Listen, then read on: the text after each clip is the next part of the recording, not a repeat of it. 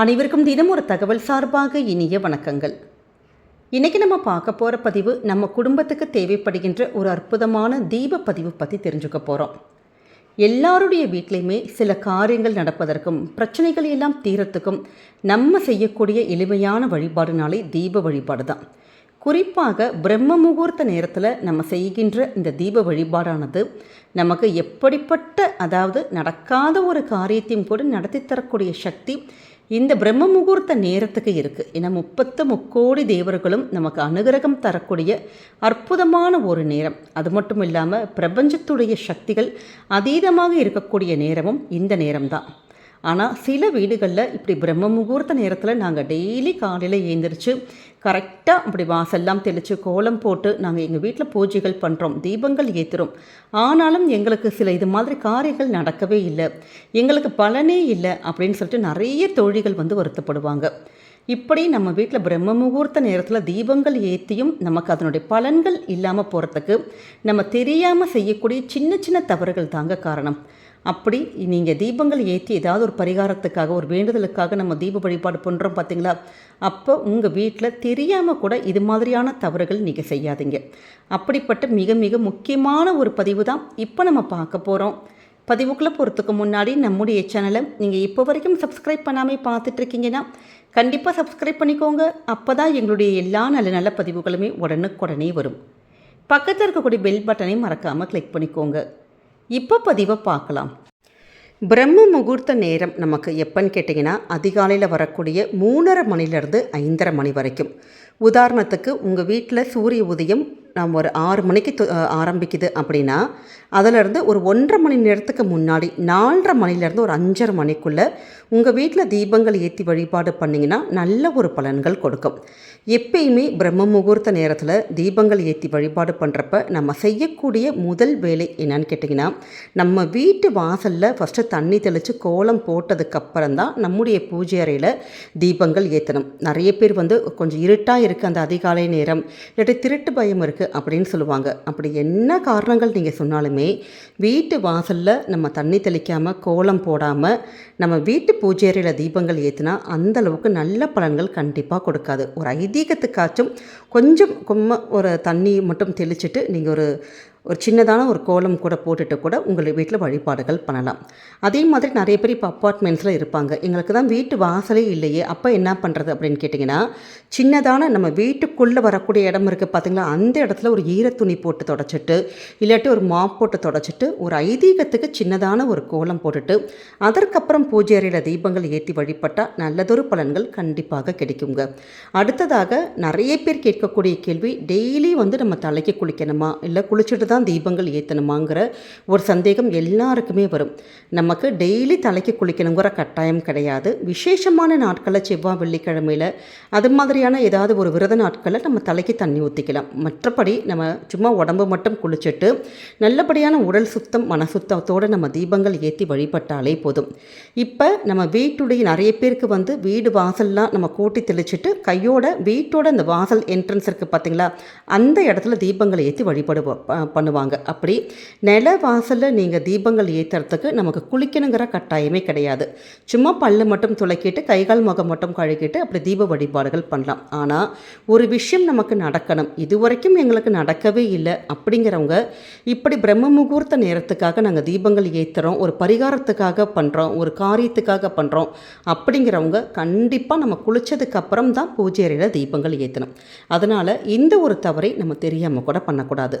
அடுத்த மிக முக்கியமான ஒரு விஷயம் என்னன்னு கேட்டிங்கன்னா, நம்ம வீட்டு பூஜை அறை எந்த அளவுக்கு முக்கியமோ அந்தளவுக்கு முக்கியம் நம்ம வீட்டு சமையலறை. நம்முடைய சமையலறை எப்பயுமே நமக்கு நல்ல சுத்தமாக, அதுவும் குறிப்பாக ராத்திரி படுக்க போகிறதுக்கு முன்னாடி இந்த கிச்சன் சிங்கில் பாத்திரங்கள் இல்லாமல் நல்லா சுத்தமாக எல்லாத்தையும் க்ளீன் பண்ணிவிட்டு நம்ம படுக்கிறதுங்கிறது ஒரு விசேஷம். இப்போ நிறைய இடத்துல எல்லாருமே மேக்ஸிமம் இப்போ ஆஃபீஸ்க்கு போகிறவங்களா இருப்போம், இல்லாட்டி வீட்டில் பாத்திரம் கழுகிறதுக்கு ஆள் வச்சுருப்பாங்க.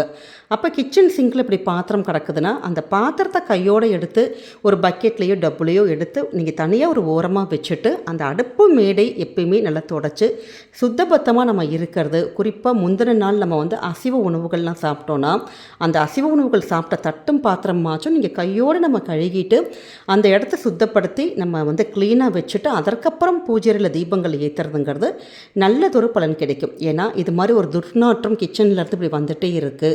நிறைய பேர் நமக்கு வேலைக்கு ஆளுங்க வருவாங்கன்னு சொல்லிட்டு அந்த எச்சி பாத்திரத்தை அப்படியே போட்டு வைப்பாங்க. ஒரு தண்ணி கூட ஊற்றாமல் அப்படியே வரன்னு கிடக்கும். அப்படியெல்லாம் நம்ம வீட்டில் அப்படியே கிச்சன்லாம் அப்படி ஒரு அலங்கோலமாக கடந்து பூஜையில் தீபங்கள் ஏற்றினா நிச்சயமாக நல்ல பலன்கள் கிடைக்காதுங்க. அதனால் இந்த ஒரு தவறை மட்டும் நீங்கள் தெரியாமல் கூட பண்ணக்கூடாது. அடுத்த ஒரு மிக முக்கியமான விஷயம், நிறைய பேர் காலையில் ஏந்திரிச்சு இப்போ எல்லாருமே தூங்கிட்டு இருக்காங்க.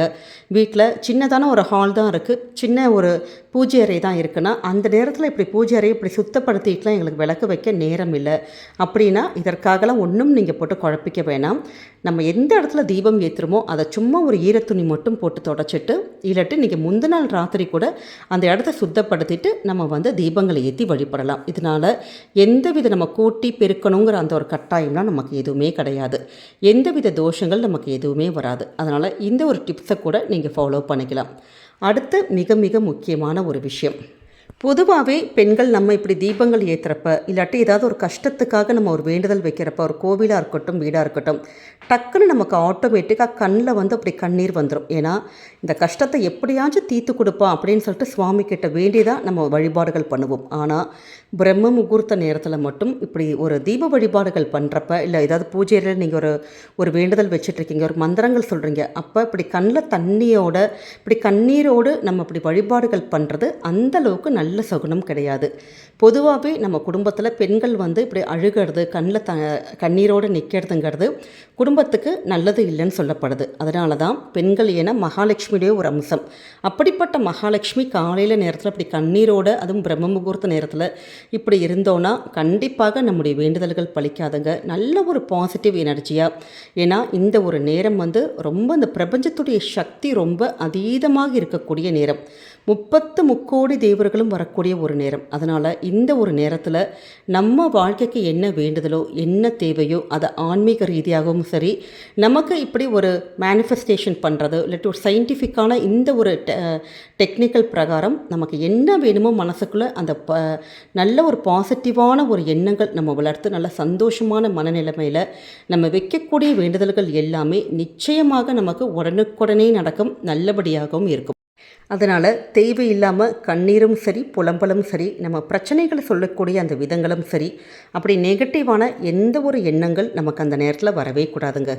இது மாதிரியான சின்ன சின்ன டிப்ஸை இந்த பிரம்ம முகூர்த்த நேரத்தில் நீங்கள் ஃபாலோ பண்ணி பாருங்கள். கண்டிப்பாக இது நாள் வரைக்கும் எங்களுக்கு நடக்கலை அப்படிங்கிற ஒரு விஷயங்கள் கூட நிச்சயமாக நடக்கும். இந்த பிரம்ம முகூர்த்த நேரத்தில் தொடர்ந்து 21 நாட்கள் உங்களுடைய வீட்டில் தீபங்கள் ஏற்றி பாருங்கள். நடக்காத வேண்டுதல்களும் இறை சக்தியாலும் பிரபஞ்சத்துடைய சக்தியாலும் கண்டிப்பாக நடந்து குடும்பத்துக்கு என்றைக்குமே நல்லது மட்டுமே தாங்க நடக்கும். இந்த ஒரு பதிவு கண்டிப்பாக உங்கள் எல்லாருக்குமே பிடிச்சிருக்கும்னு நினைக்கிறோம். நம்முடைய கமெண்ட் செக்ஷனில் உங்களுக்கு பிடிந்த இஷ்ட தெய்வத்துடைய பெயர்களை பதிவிடுங்க.